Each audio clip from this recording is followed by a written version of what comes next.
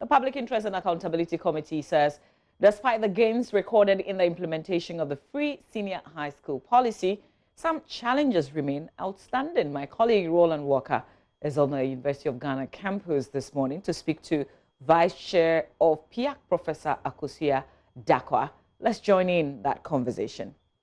Committee, that is the independent body that has been set aside by laws to be able to monitor and look at how the annual budget funding amount out of our petroleum revenues are spent. I have been making a number of interactions so far based on some observations, and if you go to their website you also get to have all the reports they've published. Usually they'll do so half year and then full year, and subsequently you get to know what the concerns have been over the years. But this time they also had a number of monitoring in education, at least in 8 regions, because if you take a look at from 2017, 2018 and 2019 respectively, we spent first in excess of some 196 million Ghana cedis of the ABFA on the free SHS program. Subsequently, we came to just a little over 415, and just last year, 2019, we spent around 680 million Ghana cedis. Now, the concerns had been raised in their reports, but it's their recommendations that we also want to take a look at, and that's where we're having this interaction with the Vice Chair of PIAG, and Professor Akosua Dakwa is speaking to us this morning. Good morning to you, Prof. How are you? Fine, thank you. Good morning, listeners. Now, specifically, if you take a look at the monitoring that was done during that period and those observations that were made in those 8 regions across those schools that you undertook, what were some of the key highlights or concerns that were noted over the period? So one was the disbursement of funds. The funds weren't necessarily being disbursed on time, so we found that schools were having to rely on the non-free SHS students' funds to support the rest of the project until they got their funds. So that was one of them. The second was that PTAs had been suspended, and because PTAs have been suspended, the projects that they were doing have been abandoned. Third, there is insufficient infrastructure. So classrooms, beds, infirmaries across the country, they are not available in all of the schools in sufficient quantities, so that it's likely that when a child is sick in one school, there might be a bit of a challenge in handling it in some of the schools. There have also been, the cutoff points have been abolished, particularly in the deprived schools, so there are some children who are struggling. They are in the schools, but their background doesn't prepare them adequately for what secondary school education requires. There's also the fact that elective textbooks are not part of the free SHS. So the free SHS supplies the core textbooks, but not the elective textbooks. And parents aren't fully aware of that. So there's a bit of a challenge there, because parents are having a difficulty understanding that part of the project. Yes. So, all in all, if let's say a school doesn't have an infirmary, or even an adequately stocked infirmary, so to speak, that puts the health of a few students or a number of students who may have some health complication, whether they're chronic or not, into some difficulty. And you observe that? Yes. There was a school we visited. Actually, we showed up right on time. Wow. Because then there was a car available, so we could put the child who had had an asthma attack or was having an asthma attack in the car to find solutions to her problem. Now, ideally, I suppose if you have asthma, you should go to school with your own inhaler. But it's important that as best as we can, some basics are provided across the country, or a system is put in place so that if the school doesn't have what it needs, when it needs it, there's a way of ensuring that they get what they need in the school. And ultimately, that could translate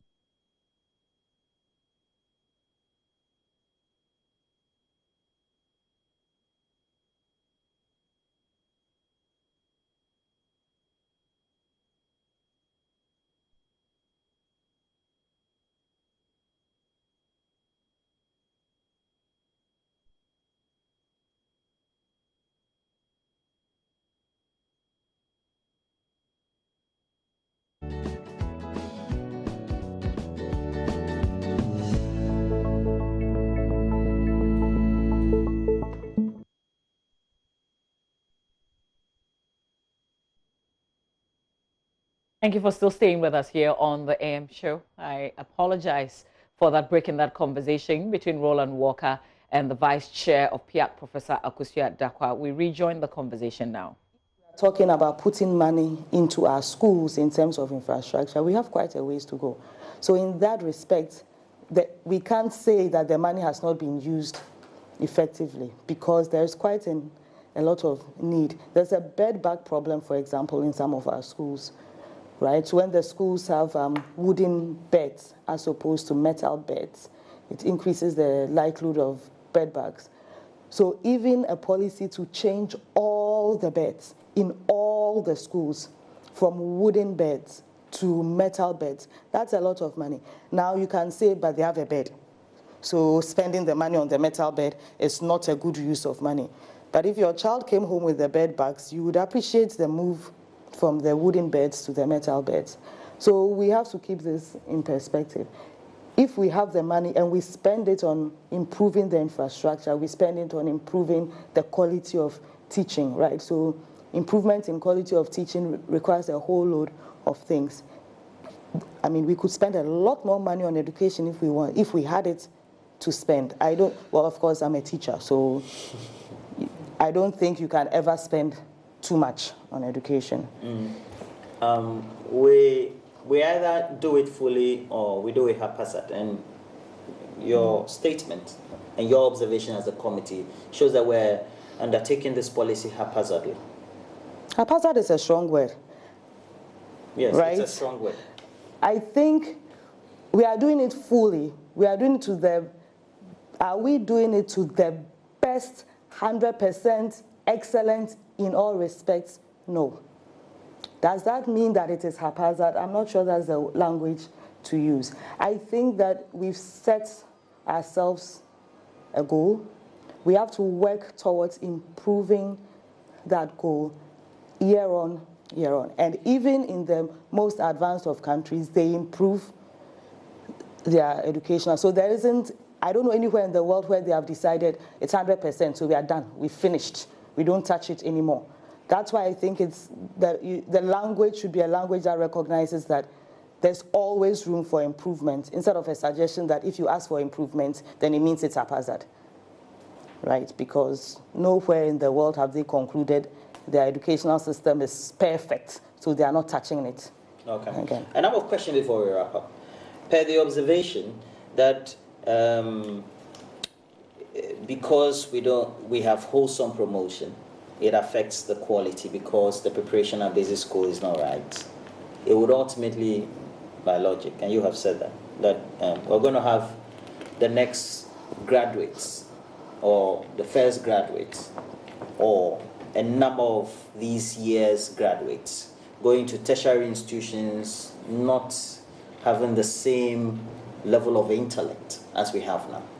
Not everybody will go to universities because in terms of their numbers, right?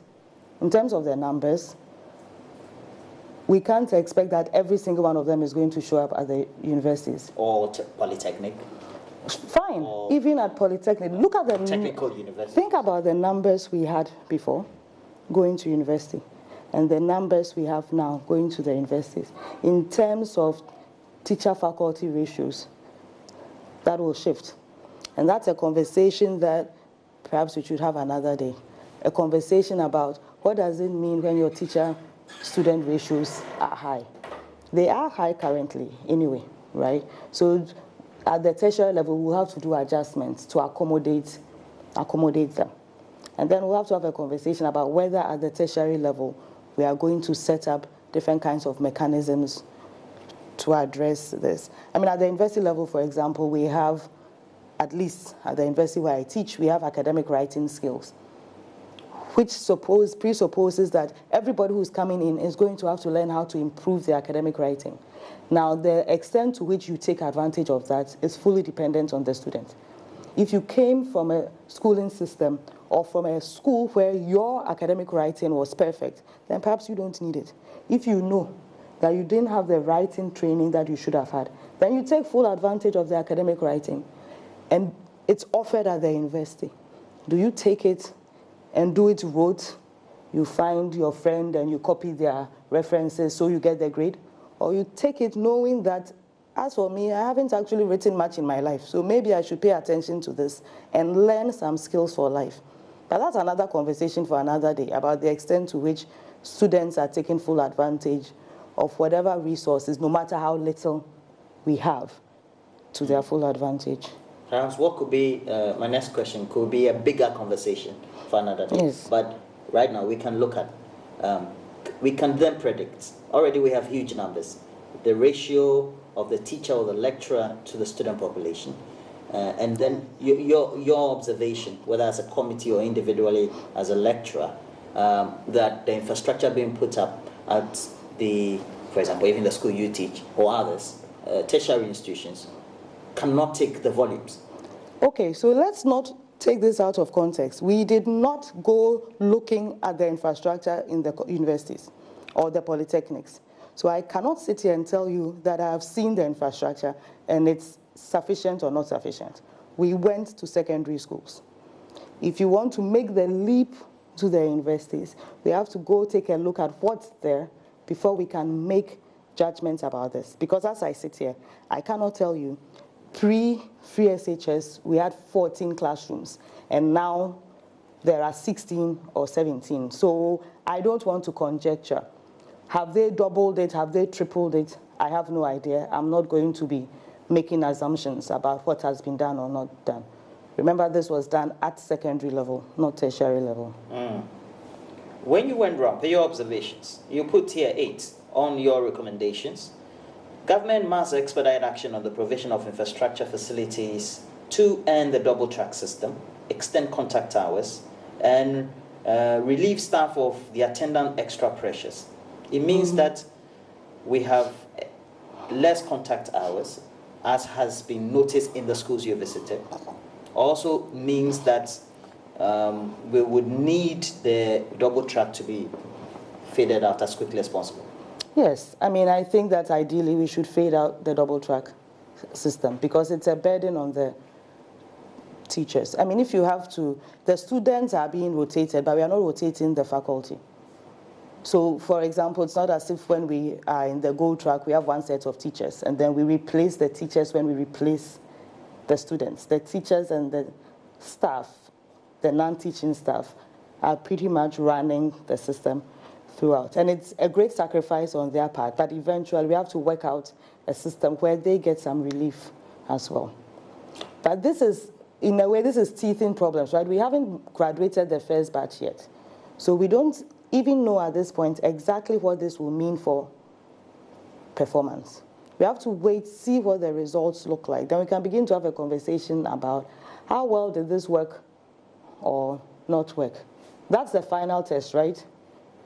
If you go to school under a tree versus going to school in an air-conditioned classroom, when we go and write the BEC and you pass, it will not be said you got 6 under trees versus 6 in an air-conditioned classroom. Your certificate will say aggregate 6. That's where the real test is. What happens at the end of the day? It may mean that the child who took her classes under a tree worked twice as hard. Or maybe they're just very smart, right? You want a child to have the best of opportunities, but ideally we provide all of these.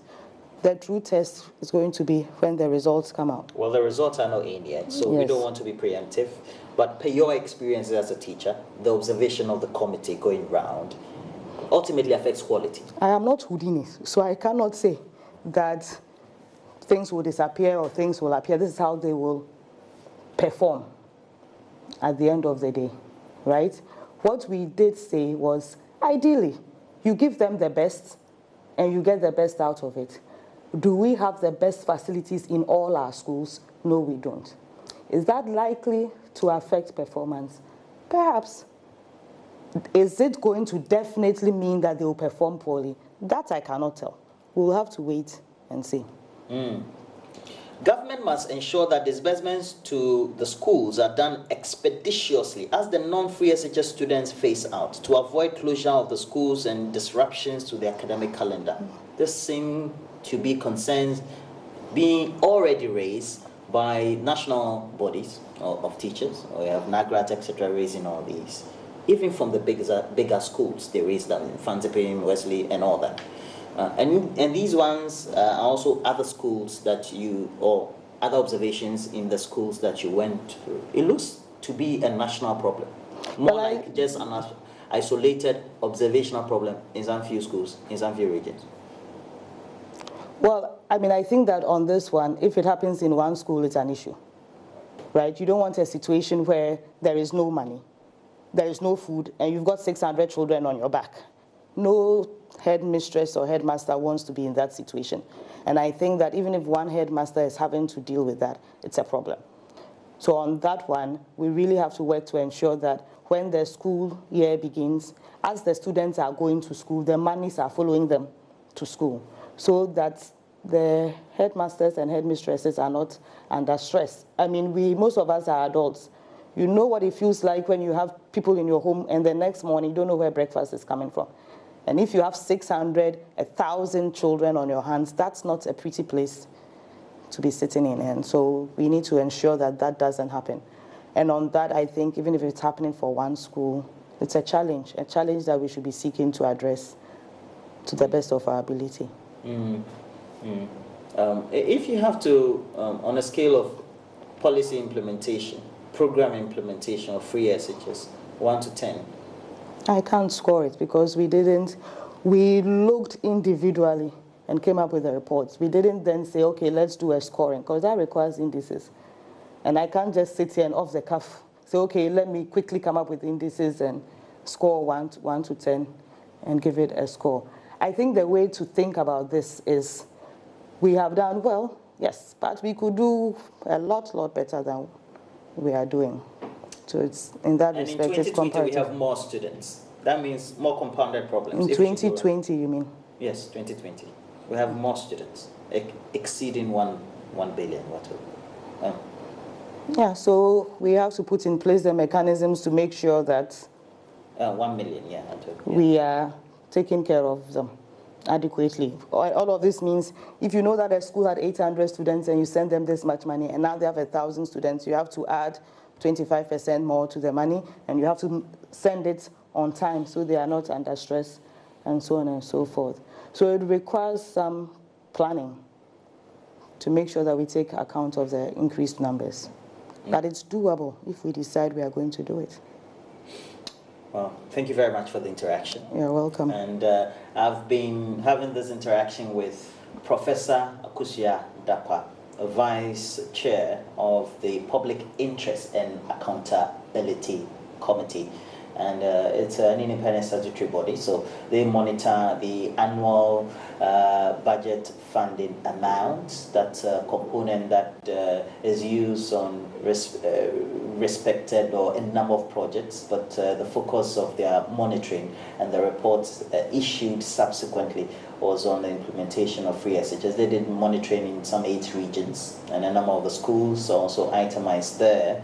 But again, just to run this by you, in 2017, as a state, through the FBFA, we spent 196 billion. Then we went to excess of some 411. And just 2019, we spent 680 million Ghana cedis on free SHS. The numbers have racked up to over, we're told, about 1.2 million students now.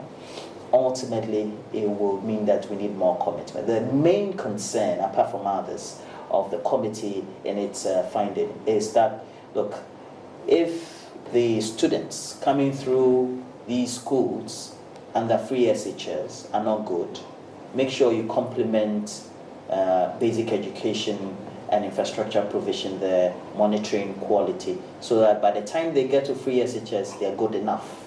Because ultimately, that has an effect on the end product of those that will enter the universities, the training colleges, and the diploma awarding institutions. And it's been a great conversation. Thank you very much, Ma'am, as well. Thank you. All right. We're going back to the studio, and we're taking a break. When we come back, we'll have more for you right here on the show.